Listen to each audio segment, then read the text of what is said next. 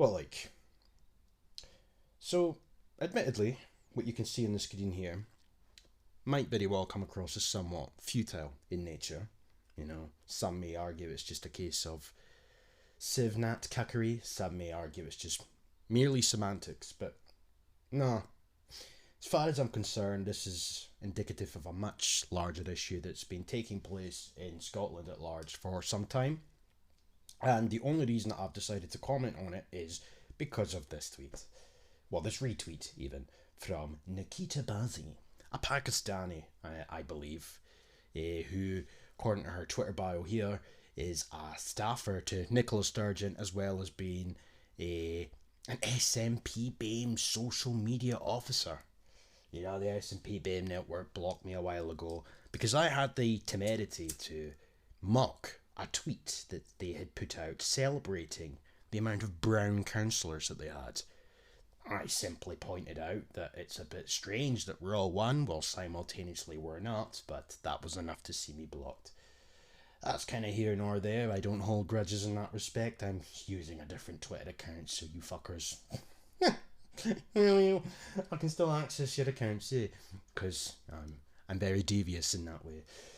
However, my point is, though, this is a quote that came out from Nicola Thinlips in an article that was, articles, plural, recently, an interview that she participated in at the Edinburgh Fringe, I believe. I've not, as of yet, been able to find a video on this, but I'll go through the articles in just a second. But just to highlight my point of contention before I move forward. So it says, identity is a complex thing.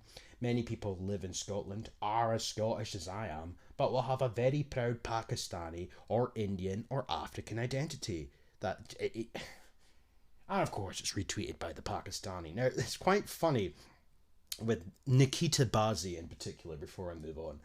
I have wanted to post the clip that I will play in due course from Sturgeon.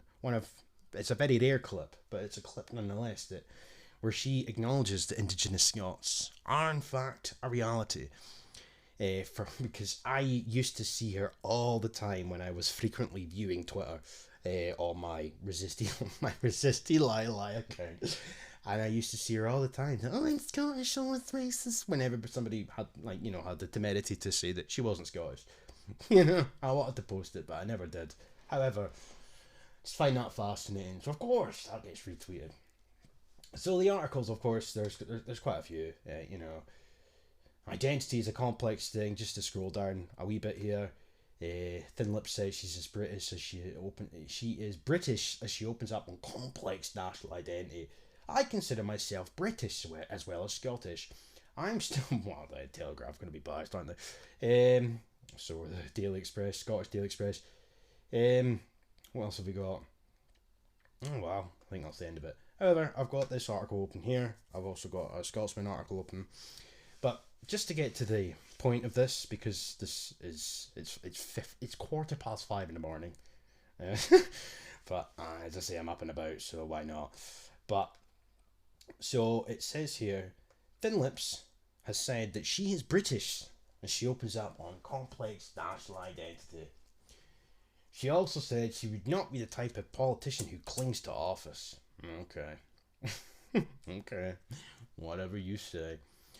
Anyway, just to get to the point, the SNP leader said that she feels guilty. No, sorry, she feels partly British after declaring that identity is complex. And I love this. Thin Lips, whose family has roots in Sunderland, she's not Scottish. She's English. And I've been saying this for some time. Nobody took me seriously, but the Daily Record are just saying it openly. Not that that makes too much of a difference in the grand scheme of things, but the point remains the same, that she's not Scottish. Yet, she comes to Scotland, or she's born in Scotland, whatever it was, and she somehow becomes a quote-unquote Scottish nationalist, and she's got the audacity to dictate who is and who is not Scottish. Anyway, yeah. So for all these people that say she's anti-English, really think about it. How can't she be?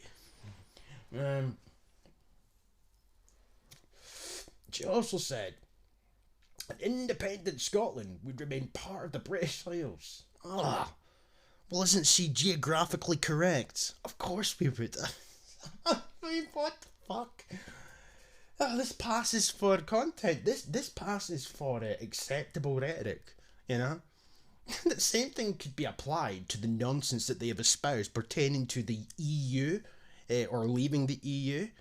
We're still part of the EU according to the geographical map. You albeit they're apparently racist there as well. You know? Just because we've left the EU, we're not leaving Europe. You know? However, that's just semantics. Thin Lips made the comments in an interview with sports journalist Graham Spears in an interview at the Edinburgh Festival. The de facto leader of the Scottish independence movement. Every single media outlet, irrespective of political leaning, whether it's Labour, whether it's the Tories, it does not matter one iota. They all reaffirm the narrative that has been predicated by the SNP. She is not the de facto leader of the independence movement. She is the quote-unquote de facto leader, if you will, of a hijacked movement. Quite blatantly a hijacked movement. Because the independence movement of old was nothing to do with the European Union, but it most certainly is now. However, she then says, this might surprise people, but do you know I consider myself British as well as Scottish? Oh, do you? Oh, do you? Well, I hate to break it to you. And I hate to say this as well, I might offend some people here. There's no such thing as British. That is the umbrella term that encapsulates, incorporates the four nations that come under that umbrella. Yes, there is some blurring of the lines, so to speak, in terms of mixing and whatnot, but it's a plethora of ethnicities: the Celtic, the Pictish, the Saxons, the Gaels. It's but the fact of the matter is, just to get away from the more detailed aspect of things, it's four nations. The British concept is an umbrella term to incorporate the four. However, British is an identity that comes from being part of the British Isles. Oh, well there you go. She summarised it for me. My mistake. Thanks for that, Thin Lips. However, she says, we'll still be part of the British Isles. An independent Scotland within the European Union, because that's what this is really about. But, the Daily Record, as well as anybody else, will never say that. No, they won't. I don't know why, but they just don't. An independent Scotland, quote unquote, would still be part of the British Irish Council that I go to right now as First Minister. Is that so? Is that so? Identity is a complex thing. Many people live in Scotland, are as Scottish as I am, but will have a very proud Pakistani or Indian or African identity. Independence, it's about self-governance. That's why we want to be part of the European Union, to become subservient to bureaucrats that nobody elects. Bureaucrats that can put forth policies that nobody can decide upon. It's about whoever lives in Scotland, wherever they come from, whatever their identity, however multifaceted and complex that identity is. It's about those of us living here taking responsibility for the decisions that determine what kind of country we are. That's why you're taking the ability to vote at a later date on European Union renewal or no. However, my point of contention is this. More importantly, I have a myriad of clips on my channel of her perpetuating the same fucking shit. And as I said at the beginning of my video, some people may argue that this is just semantics or sivnat cuckery. No, it's not, because it goes much deeper than that. There was a fundamental issue at play here. Global citizenship, eradicating the concept of what it means to be Scottish.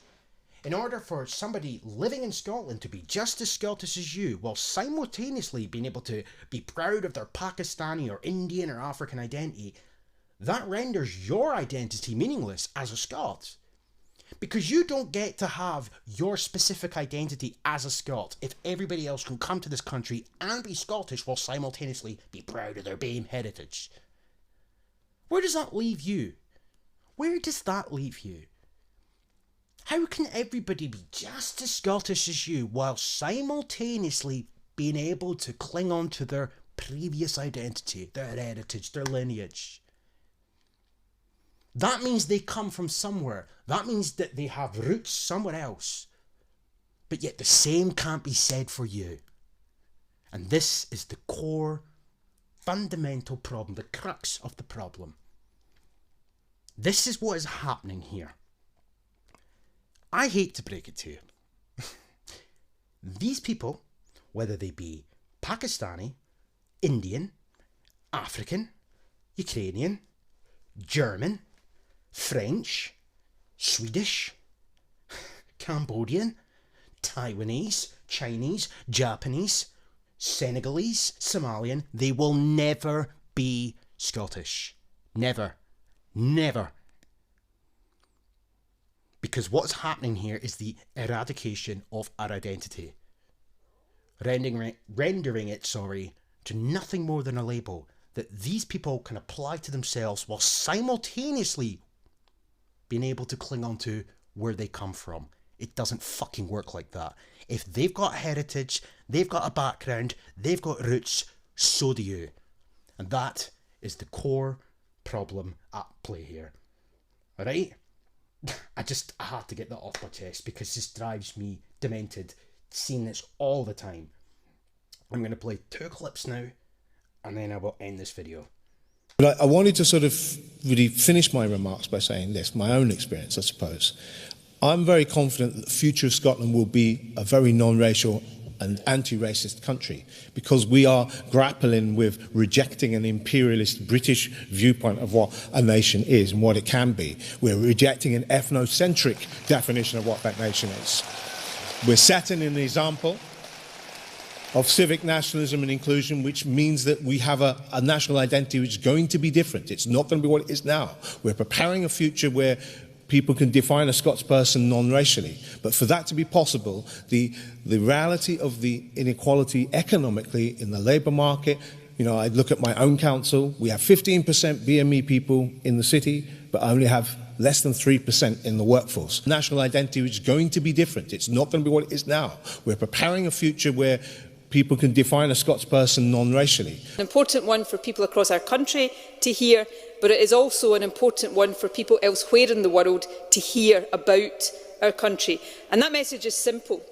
Diversity is a strength, not a weakness. We should celebrate the diversity of our country, and we should see those who want to come and live in our country as paying us a compliment. I loathe and abhor much of the narrative in modern-day societies around immigration.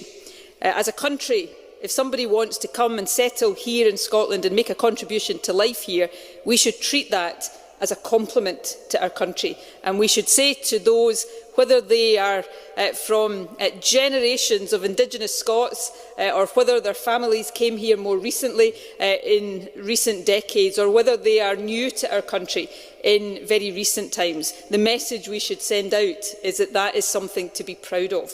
From generations of Indigenous Scots,